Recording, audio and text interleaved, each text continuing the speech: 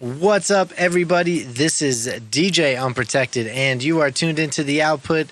This is a podcast about fashion, pop culture, music, entertainment, living life. Sometimes you get some dating stories, but no matter what, we offer some goodies that are guaranteed to help your day. And especially since this podcast drops on Fridays, it's getting you ready for the weekend. Obviously, you can listen to this anytime you want, but I love Fridays. So why not? There's not a better day to put out a podcast other than Friday. All right. So each week I offer a question to engage you, the audience, so that way you can get away from having some lame ass questions when you're hanging out with your coworkers, your friends, your significant others, whatever it may be, because how cool is small talk, right? Me personally, it's not that cool. So this week's question is, how do you unwind after work? Now, everybody's got their own type of routine, things you do, what a normal day is like, what makes you kind of feel relaxed at home, rekindles that happiness in case you had a bad day at work, the office, whatever it is, But I think it's important to get an understanding of evaluate yourself. Are you doing the right things to relax and unwind? I work with people who have kids, so I know that there's only so much you can do to kind of unwind. So unwinding for you after work may be when the kids go to sleep. I don't know. Everybody's different, but I bring that question to you. So I will give you my answer at the end because I've got my own kind of routine. According to my therapist that I was seeing last summer, my life tends to be organized chaos or structured chaos. But either way, that's kind of how I live it. All right, so before we roll into this episode, because here we are at episode 39, I want to give a shout out to all of our returning listeners.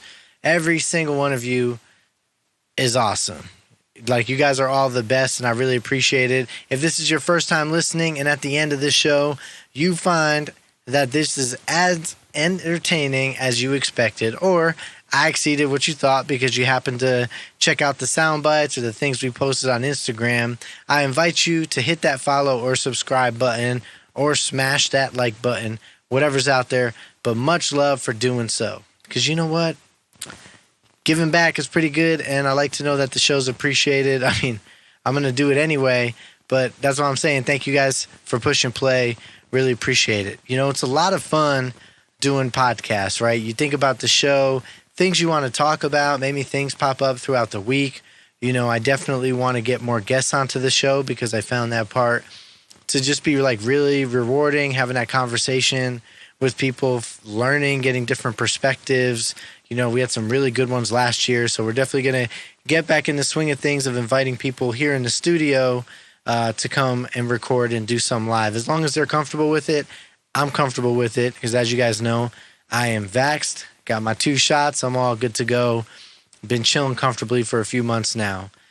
I will tell you right now, okay, if there was one regret in this current situation, and this is a squirrel moment for sure, but I regret not turning on my studio ceiling fan because I already feel hot and we are barely 4 minutes almost 4 minutes into this episode, and I'm hot. So I'm rocking a Under Armour athletic tee and that I usually wear for yoga or outdoor running when it gets really hot here in Texas.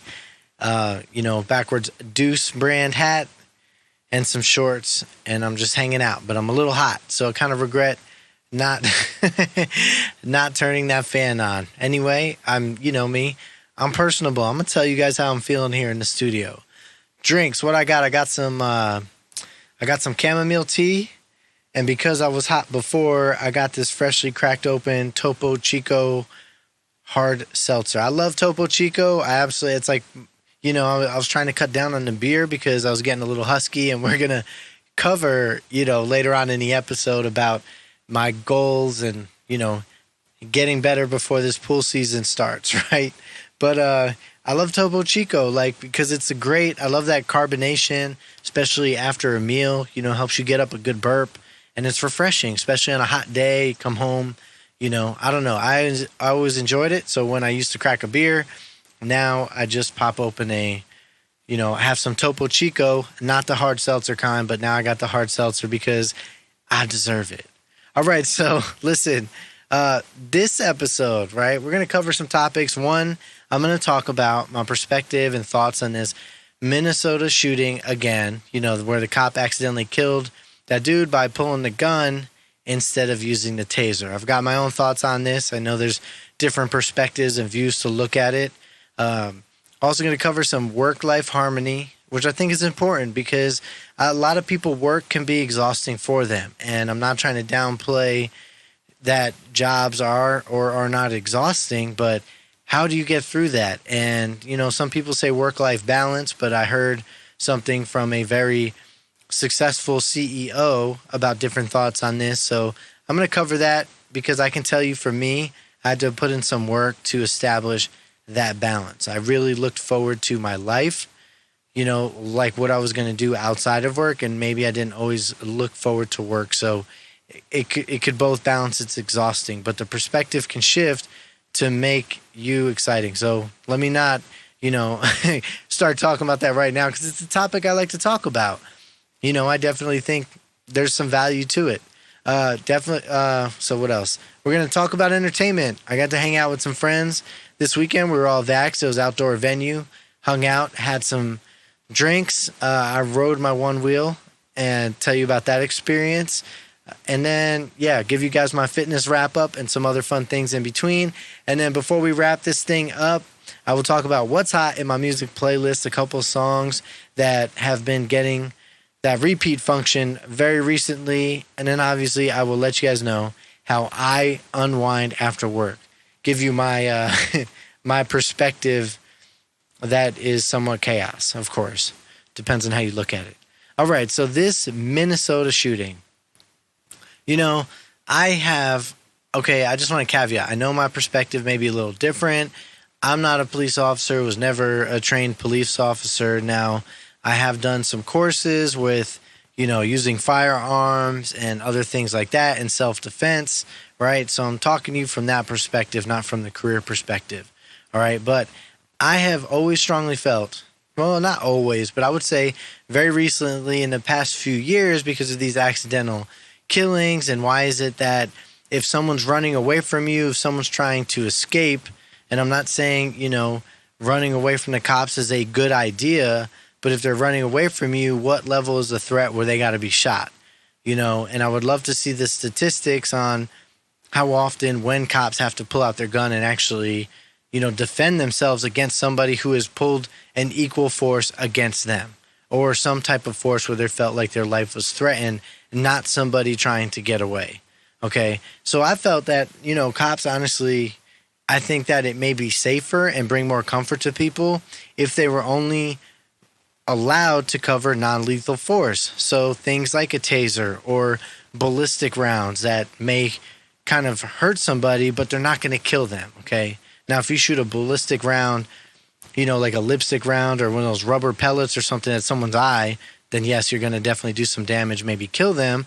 But generally, no one's really aiming for the head. It's usually 2 shots to the chest and then 1 to the head if necessary. All right. So I think that we really should go non-lethal force. That should be the requirement because there's this responsibility level. And like I said, I'd love to see the metrics of when cops have had to pull out a gun because somebody pulled the gun on them. And that's when it was necessary to defend themselves with that type of force where they had to take somebody out.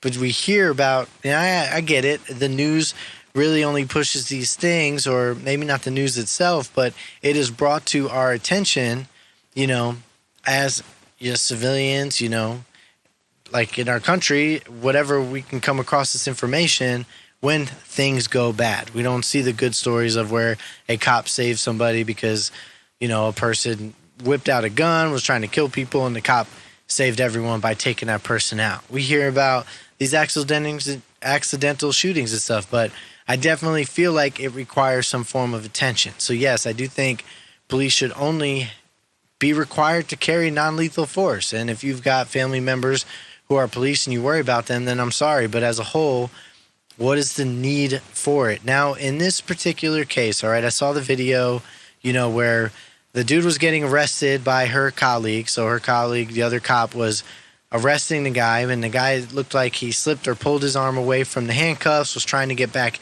in the vehicle, maybe to escape. Now, I know they also mentioned that he had a prior charge for, I guess, what is it? Where, I don't know, you have a weapon, a prior gun charge. So maybe that was like nerve wracking. I'm sure adrenaline was high, but so the cop was then trying to wrestle with the guy. Like her colleague was trying to wrestle to the guy, grab him out of the seat. You could tell he was trying to get away in the vehicle. She pulls out the gun, right? And you can see clearly on the body cam, that is a pistol. Okay, that is not a taser gun. The taser gun's always yellow, looks different. And if you've ever held the two, a gun is a lot heavier than the taser. Not questioning it. So when adrenaline's high, I bet a lot of things feel the same weight. Again, there's a lot of things in factor here. But the fact that it's like taser, taser, taser, and then she ends up shooting the dude and then he dies, right? And then afterwards she's like, holy shit, I shot him. You know what I mean? And, the guy could have been a threat. He could have been a threat because of his prior history, but it seemed like he was getting away. I mean, I can only imagine what it would be like, right, if I felt like that I was, like, I don't know, like you're in a losing situation. 3 white cops come up on you on a vehicle. They're pulling you out. You don't know what was being discussed or what the issues were before that. I guess he had a warrant, right? But they're going to be rough with you. Nobody's going to lightly cuff you. So that could put anybody in a bad situation. Maybe you just want to get out of there. Who knows? But I don't think because someone tries to run for whatever reasons, if they're not relaying that same type of, violence towards you, like why we just got to shoot and kill people. So this is the exact reason why I feel like cops should only be allowed to carry non-lethal forces. She's a veteran on the force. They're trying to say it's a mistake. I know that she was arrested and taken into custody, which is fine. Let the process work its way out.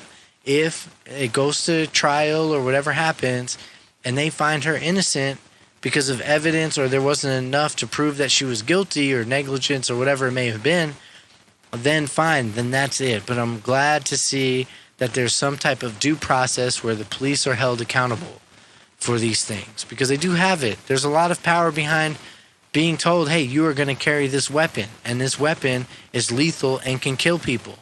You know what I mean? But it shouldn't be accidentally pulled. And they said in the training that the reason, they put the pistol on the right side, their dominant hand, the pistol's on the dominant hand, and the taser's on the non-dominant hand. And they do that on purpose, right? Because of your reaction and all that. So I think she messed up. I don't know if she purposely tried to kill the dude. I'm sure that wasn't the intention, but who knows if she was like, that's it, I'm going to really hurt this dude because he's trying to run away and we're going to put this to bed and there's a warrant. Who knows her thought process? Only she knows that, but I don't think, I would vote if we could put a vote to it, and if I ever saw that as an option of voting for the police force to only have non-lethal force, I would vote for that. And let's start seeing these metrics change in more of a positive area because nobody should be afraid of the police. Like they are supposed to protect and serve, not for people to be afraid if you get pulled over because you're of a certain race or whatever it may be. Like it is messed up, man. I really feel for people who have that type of fear. It's got to really mess with you. So that's my thoughts on this situation. And you can agree or disagree with me, but I invite you to hit me up on Twitter at DJ Unprotected and let's have the conversation. Maybe you're a cop, you hear this, you're like, dude, you don't understand. I might not. So get at me. But that's where I'm at with this, all right? And I could probably talk about this for a long time, but I'm not going to because it's kind of a downer and sad. But it's absolutely a topic that's worth discussing, so I'm always down. All right, so let's cruise into the next one. I'm glad that there's a due process. I know I'm repeating myself here, but let's hold people accountable. It's good to see. All right, so yeah, work life. Now we know this police officer or ex-cop, their work-life harmony is really jacked up right now. But this is an important focus. Everyone's getting back in the swing of things. I don't know if there's a full recovery of the coronavirus situation. More vaccines rolling out. It's getting warmer, and we saw metrics doing better when it was warmer last year. Kind of gave us a little change, except for when Texas went off its rocker, went crazy in May and June. But, so things are kind of getting better. People, by being full swing, less people I think maybe are working from home and going back into the office. I know my commute to work is now definitely pre-COVID with traffic and all that jazz because everybody's back into it. I think all the kids are going back to school, so we have to readapt ourselves. I remember when I was first going back to work after the summer, we were going back full time, and it was different going back like every week, or instead of having every other day or every other week off to balance the amount of people that could be in a work center. It was different at first. You were like, holy crap, like I actually have to have time management now, and what happened to these other skills that I used to be really good at, like getting things done. So, but now when we look at this work-life harmony, it can also be called work-life balance. So I saw a video where Jeff Bezos had thoughts on this, so I'm not trademarking anything, right? He said it in a discussion because of his unique thoughts in the harmony thing. He said it's not about balance, it's harmony because you make both work. Like we have to work. You make both things come together where your life is enjoyable. And I like that perspective because you know what? We do have to work. And not everybody enjoys their job, but they know they've got it. Maybe things shifted. They hate their boss, whatever it may be. But he was saying the key thing to both is so if your job is exhausting and you go home and you're trying, to deal with your family and stuff, and maybe it's tough, you're tired, whatever it may be, having the energy to do both, he was saying is you got to find ways to look forward to both things. So if you love your life and hate work, then find ways you got to look forward to work. And same thing with your life at home. And you make them both work together. So that's something that I was focusing on because I really liked my life outside of work. And there were things that I like about work, coworkers, hanging out with people, camaraderie, you know what I mean? You can rely on people, the coworkers. Some people become your friends, and so you look forward to the laughing and whatever else goes on, going to lunch, all that, it's unique. It's a fun situation. But then, my life of, creating music, doing the entertainment stuff, the productions. I mean, I like good movies, TV shows. So like life is exciting, working out, you know what I mean? You always look forward to that stuff.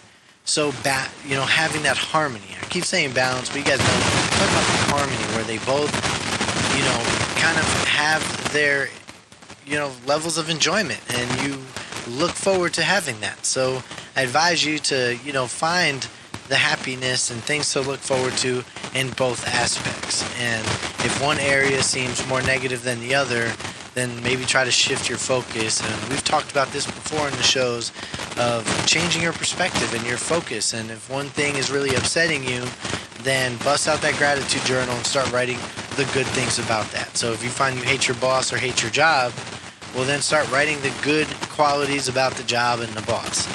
If you hate your job and you can't go find another one right now because times are tough, well then write the good things about it. It puts food on the table. It gives you some type of security. It has health benefits. It's stable. Sure, it may have its challenges, but it teaches you something. There are learning lessons along with it. I mean, you can definitely find positive ways with a lot of situations, even people you dislike. Write the good things about them. Try to define people's good qualities before you start picking out their bad. And I tend to find that I end up liking or enjoying being around those people more than when I was just like, man, I can't stand this mofo. Dude is ruining my day all the time. Right? So I think it's interesting to have that. It's not easy for everybody. Coming home exhausted from work, it happens to me. When you're in meetings all day, talking about the same shit, staring at a computer all day, and then you come home and, all you want to do is just kind of like veg out, man. I want to hang out in my nothing box for like a really long time, or, just sit there and jam on a guitar, or sometimes mindless TV. You ever catch yourself watching TV and be like, why is this even on? But it helps you, like, it's just escape.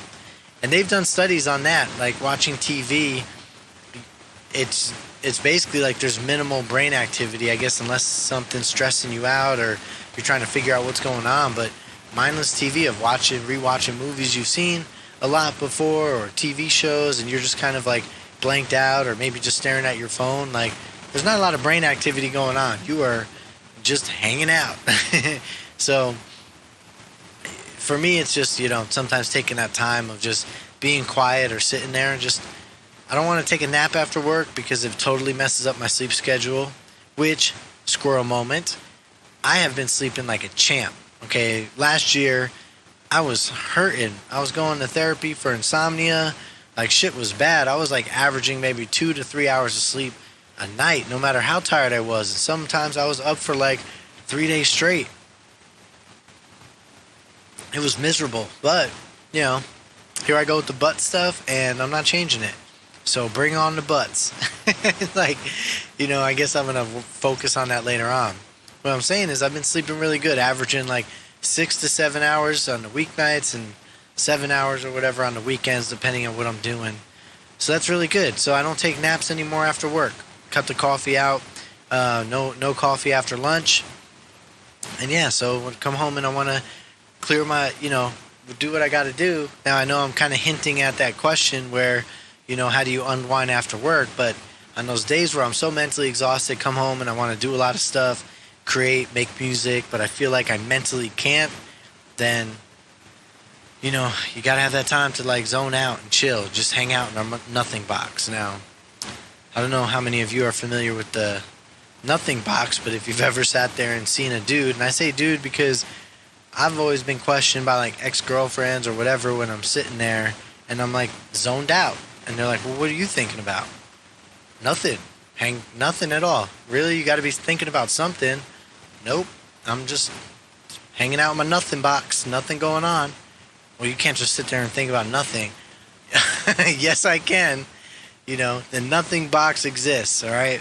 So sometimes you just got to hang out there to give the mind a little rest, But anyway, I hope you guys are able to maybe incorporate that, and I invite you to look up that video where Jeff Bezos' interview. It's not a long one. It's like 4 or 5 minutes, maybe 6 minutes, where he talks about the work-life harmony and what it means, and it's good. Some people, talk smack about Jeff Bezos, but I like the things he's got to say. So, next topic, entertainment. All right, things are definitely opening up, and I am not mad about it at all. I had a really good time last weekend hanging out with some friends. It was an outdoor venue, and all of us were vaxxed, so we're keeping it, we're being safe and healthy about it. Still wore our masks, when we were going to order beer or get food. Some other people, not so much, but hey, you know what? That's their choices. I think we're beyond the fact of calling people out, especially with the laxed regulations that the Texas governor has put into place. So it was cool, but so we were going to go meet up, and I live close to this area that has like food trucks. So I was like, you know what? I'm going to ride my one wheel there. And it's so cool. I love the one wheel pint, man. This thing is fun. I can get like 6 to 8 miles on it, but it's just cool because you just cruise. You're like on a skateboard or a snowboard, but you're not like doing anything other than like just kind of like just shifting your weight to turn. Now, I will say, like, your feet do get tired because of the pressure. Like, you're sitting there and trying to balance. So, feet do get tired. Sometimes I take a rest. But my stamina is totally getting better. But that thing is just fun, just cruising. I wear a helmet, wrist guards sometimes. You know what I'm saying? Got to be safe. But, out and about, I was thinking, like, if people are negatively impacted to, because of being basically sheltered for the past year, a lot of people were, is there a negative impact to socializing with strangers now? Are people like awkward, like, oh shit, I don't know what to say in this situation? I'm not sure. I don't think there is exactly. I think that people can get back in the swing of things and having normal conversations, with social media and stuff. I think people still have their personalities. I don't think they lost it. But it's I bring this up because there's always that thought of like, have you lost your game? And by game, I mean like flirting or picking up, in my case, like picking up women or whatever. Now, I'm not asking this question to myself, but do individuals lose game? It's kind of like if you've ever had a friend who's in a long-term relationship, guy or girl, and then, well, definitely the guys, right? And then all of a sudden they get back in the dating scene and they're like fucking it up all the time that they're meeting new women, or trying to meet new women on dating apps because maybe you're trying to talk to them like it was 10 years ago. and things are shifted. Now, chivalry is not dead. That's not what I'm talking about here. But, game can go somewhere. Um, but I think it's all about personality. And the flirting formula, right? You make fun of them. You make fun of yourself more.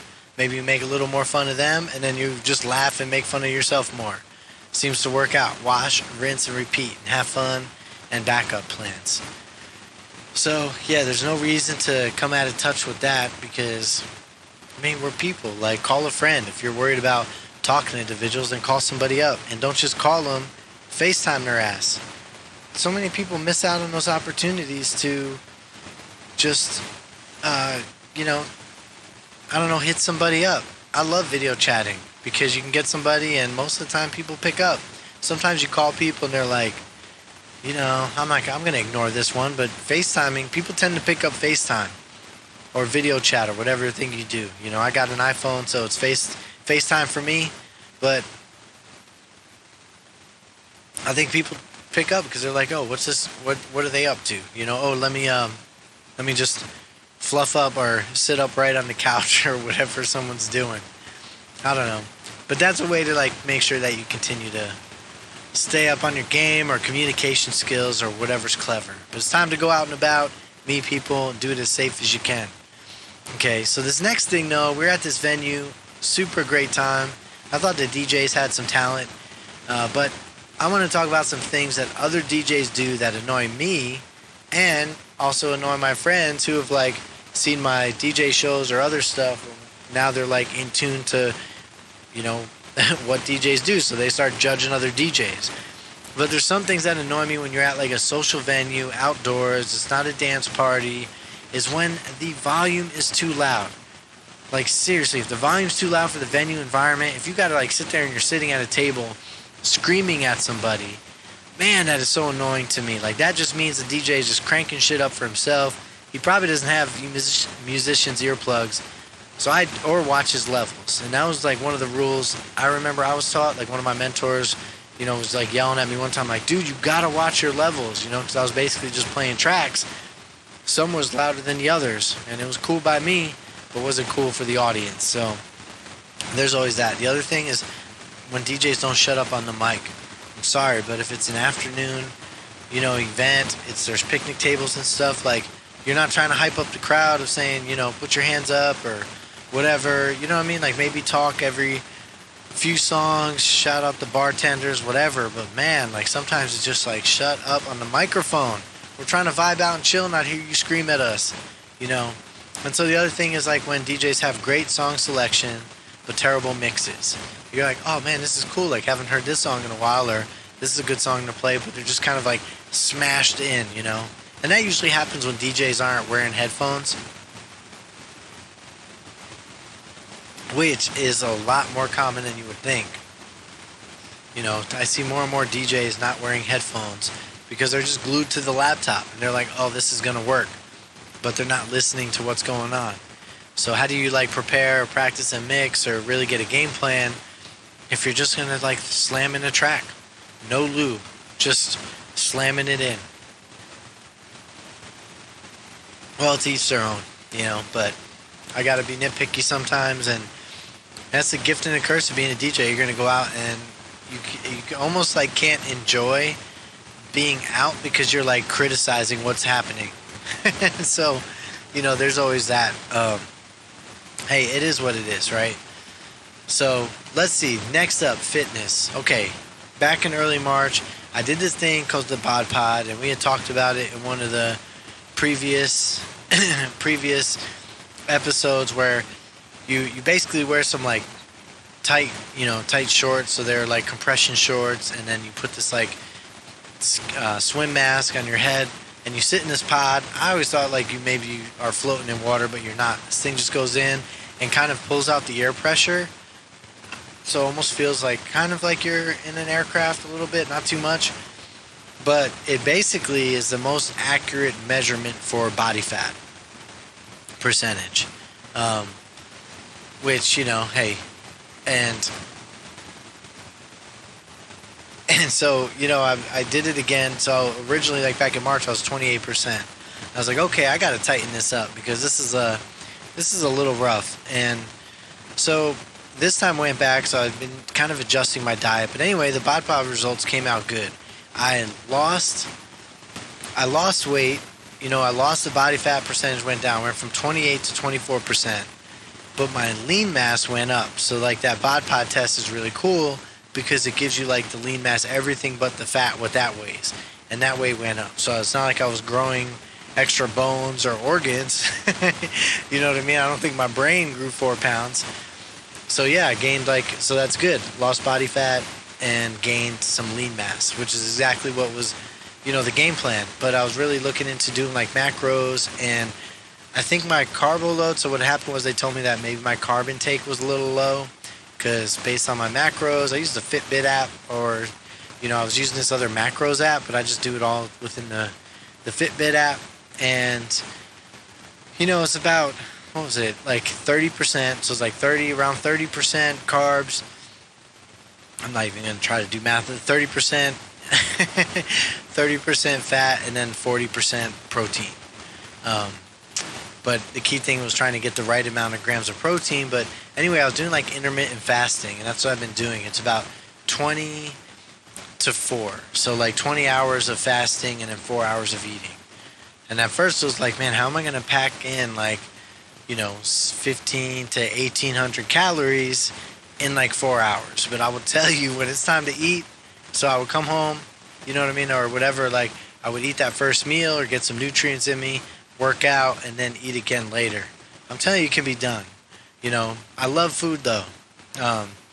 There's challenges with it. I feel like, I have to have some kind of like those IV, those hydrate packets to get some like electrolytes in my system, because you drink a lot of water and you're flushing things out, but then you kind of get like, I don't know, lightheaded, not lightheaded, but you just start with like, I don't know, like the body needs some glucose. That's what your brain functions on, is glucose. So needs some sugar or whatever. That's what I would say the challenges with it is like when it's the last few hours before I'm about to eat. That's what I'm thinking about. But the good news is it makes the workday go a lot faster, because you're like counting down the time to your next meal, and there's nothing wrong with that. So, but I would say like the most important thing about it is making sure you have goals. And you've got your long-term goals and your short-term goals. And there's no secret to that. I'm definitely not the first person saying that. You have to have them, so that way you have like okay, next month I'm gonna weigh this or whatnot. Because if you kind of weigh yourself or try to gauge yourself every day, man, you're just gonna mentally beat yourself up, and nobody wants to do that. And it's like if you don't have goals, right, or remind yourself of what you're doing and then start to get some wins, like you can feel bad about yourself. And when you start to feel bad about yourself, you end up quitting. You ever like feel down about doing something, or get tired of cleaning or whatever, and be like, I can't do this, or work on a huge like paper or something for school, and you're like, I can't do this, whatever, like this is just not my thing right now, and you lose sight of the goal of getting that done, getting good grades, getting your degree, to where you're like, man, I don't want this anymore, this is like wasting my time, I wish I was hanging out with friends. You start to feel down, and then you end up quitting, and you stop working on that assignment. It's the same thing, I think, for like the weight loss stuff. Like if you start to feel down about yourself, well, then you're not going to stick to the same plan of, hey, I'm about to like make sure, I have the right diet, I work out, I have my goals, etc. So it's important to do that. Have your goals. I've got my goals. I'm at 24% body fat. I know my health coach was like, okay, let's aim for like maybe losing 2 to 3%, but I'm going to 20. I would love to get under 20. I think that may be tough in the next 4 or 5 weeks, because I want to be healthy about it. But if I get to 20%, I'll feel really good. So I don't feel fat though, and it's crazy. Like I've kind of felt like the way I feel now, I felt like in years past, and I've done those weight scales at the gym that like kind of measure your body fat, but it's not as accurate as this bod pod test. So, but there's also the chance that like, hey, I was going ham on the pizza and beer thanks to COVID. So I'm not saying that didn't add up, and maybe it did. I just didn't have anyone tell me I was fat. But hey, it doesn't matter. It had to be somewhere. It was probably chilling near my heart and all that jazz. Who knows? Anyway, super excited though to get that pool party bod, because the summer if pools open up, I think some places like apartments and places were opening their pools last year. If my gym opens their pool, Lifetime Fitness, I may, you know, buy a gym membership. I've been using that X3 band system for the past, like, since August. So I haven't had a gym membership since, which is cool because I'll save that monthly money. You know what I mean? But anyway, let's talk about some music. Okay, what's hot in this playlist right now? So the first song is called Rapture by Alok, A-L-O-K, and Danielle Bloom. Now, this is basically a reproduction, re-recording of the original Rapture, which was by Nadia Ali. I absolutely love that version of it. I just love the sound of her voice. It's very, I just think it's kind of promiscuous, the way it sounds. Like, it's just really smooth. The music was great. I love the original Rapture. This one sounds good too. It's got an awesome bass line. Now, it's got a dude as a singer, and you guys know my perspective on that. Generally, don't get down with dude singers, because I like the sound of a woman's voice, but this track sounds good, so this one's cool. So again, that's Rapture by Alok and Danielle Bloom. It has been on the repeat. Probably every morning I had that one, and if it comes across on my playlist, I end up hitting that repeat function. Right, the next one is melodic techno. Okay, so beats and kind of some minor synths there, right, to get you thinking. But I really like where it mentally takes me, and it's called Transcendence by Lost Rhythm. It's a good track. I like it just because there's no vocals, and it's just the beat rhythm. So I like it driving, or I'm hanging out, or maybe I'm gonna meditate. Beforehand I'll listen to this. It's not melodic techno is different than probably your typical thoughts of, just in the basement style or late night club techno. So again, that's Transcendence by Lost Rhythm, another one that's been getting pushed on repeat. These two songs, I really like them, so they may be in the playlist for a while, and that's okay. All right, so this week's question: how do you unwind after work? Now, I touched on a little bit of this, gave a little secrets, but honestly, it depends for me. I do have a schedule. I've got things that I want to accomplish when I come home. You know what I mean? I like to eat, get some fun snacks in me. If I brought food with me to work, I try to come home and have something a little different, relax, maybe watch some stuff on YouTube, because I can't watch that stuff at work. So put on some YouTube stuff about, music equipment, or I like to watch tours of mansions or really nice homes in Vegas, because you guys know I'm going to live there one day, so I like to watch that. Or if I want to randomly watch a TV series, maybe I'll put on an episode in the background. But that's generally how I do it, or I'll just sit in silence and play some music and not think about anything, like get into my nothing box and just chill. But that's how I want to unwind. I don't usually like to go and hit the couch, get in that one position that you're always going to fall asleep in. I try not to do that because I'm not trying to get tired, okay?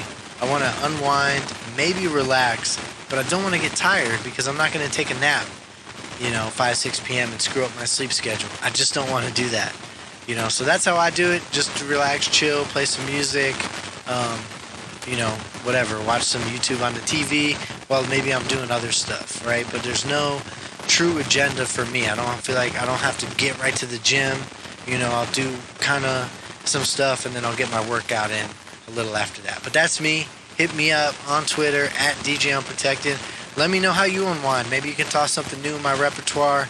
Whatever you got to do. Like I said, if you got kids, unwinding for you may have to happen after everybody's asleep, and that's fine too. I'm still interested in it anyway. The key thing is that work-life harmony, all right? We got to find those little things, be excited about what we're trying to do, accomplish, and find that peace, all right? So you don't go exploding on your spouses or your kids or yourself or the wall. All right, so listen, everybody. Thank you again for tuning into the output with me, DJ Unprotected. If you enjoyed this podcast, whether you're listening on Spotify, YouTube, Apple Podcasts, Pandora, Google, please give us a rating.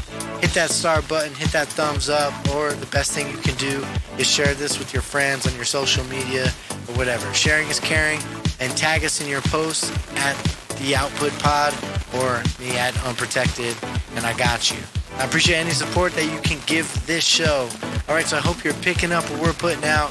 We got a lot to say. Tune in on your favorite streaming platform next week for a brand new episode dropping on Friday. All right, so have a great weekend. Be safe, have fun, and live your best life. We out.